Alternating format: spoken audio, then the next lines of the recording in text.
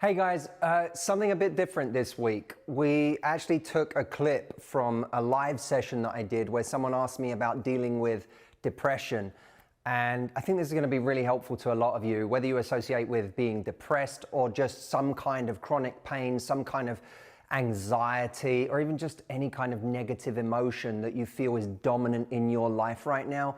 And you want to have some mindsets that can help you deal with that, not just overcome, but live with those feelings. I think you're going to take a lot from this. So check it out, leave me a comment, let me know what you think, and I'll see you back here at the end.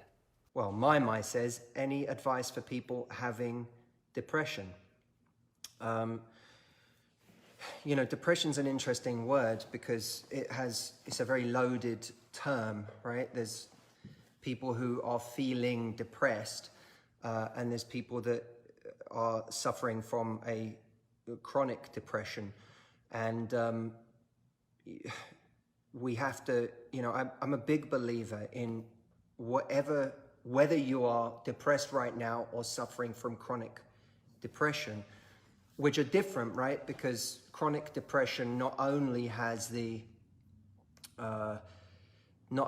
weight of feeling depressed, but the exhaustion of constantly having been depressed and the catastrophic thinking that comes from the feeling that I will always be depressed and that this is something I'm always going to suffer with. And that's a really scary thing. You know, it's one thing to be having a bad day and to think, oh God, I can't wait till this day's over.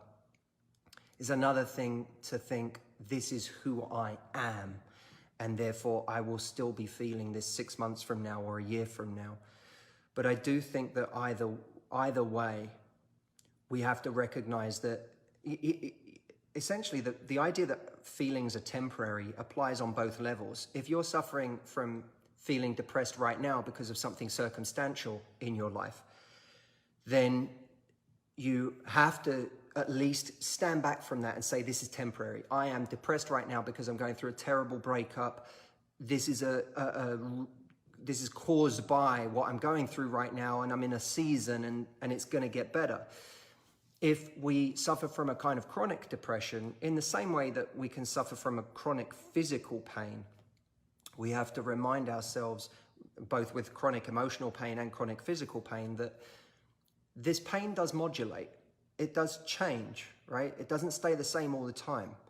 Sometimes I'm more depressed and sometimes I'm less depressed. Sometimes my, you know, whatever it is that hurts, my head, my shoulder, you know, sometimes it hurts more, other times it hurts less. And just in that is a realization that if it modulates, if it does change, then there's a level of power in that. Because in my worst moments, in my catastrophic moments, I can still remind myself that there are better hours in the day, and I can focus on making more of those.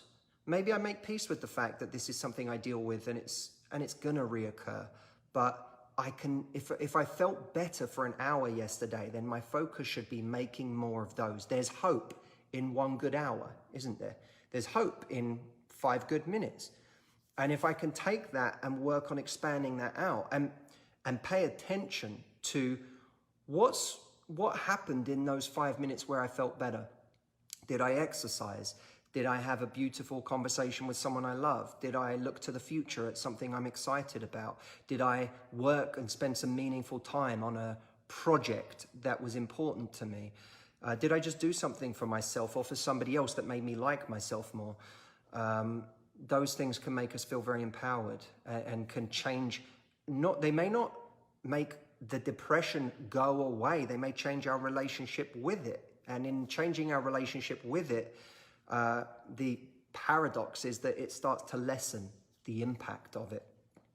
I'm not speaking, you know, I know that there are people for whom chemical imbalances play a role, but that doesn't mean we have no power over those situations. We may be fighting a different battle than other people, but I do believe that there are always things that we can do to manage our relationship with something. And I think in managing our relationship effectively with something, we can really develop an incredible amount of personal power in that.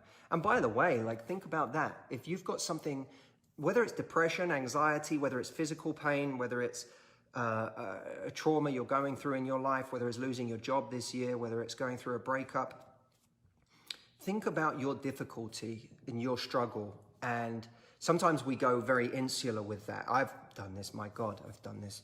You go insular with your pain and you sort of go into that mindset of, you isolate.